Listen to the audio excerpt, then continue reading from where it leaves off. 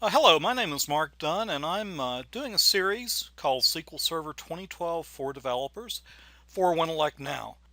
And I just wanted to welcome you to Session 3. Our topic for this session is single table queries.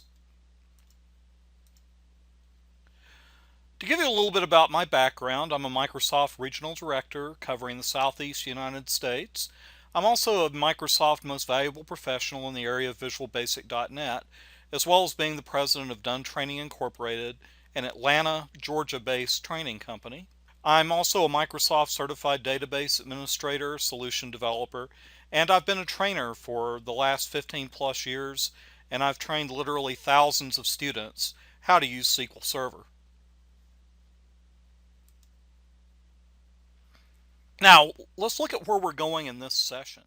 We're going to look, you can control that by using DESC, and that will bring it back in descending order. And observe now that we're going to have our largest value coming back now first at the top of the list. So that can be very handy for you. Now, we talked earlier about primary keys. Primary keys are incredibly valuable, and most anytime you design a database, all of your tables should have a primary key value. I try to make those integers because that makes the performance a little bit better. But you can see here that we have invoice ID, invoice date, and total in this query, and we already know that invoice ID is our primary key value from previous lessons where we've discussed it. What I want to show you here is the value of that primary key. I can bring back just a single row, so if I want to know the information for that particular invoice, notice that this will bring back a single row for me. Alright, next we're going to look at a phrase called in, and this is incredibly useful. And let me show you how that really works.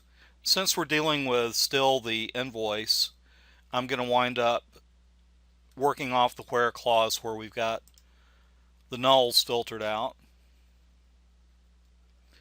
And this is an international database, so we've got situations where we don't have a state.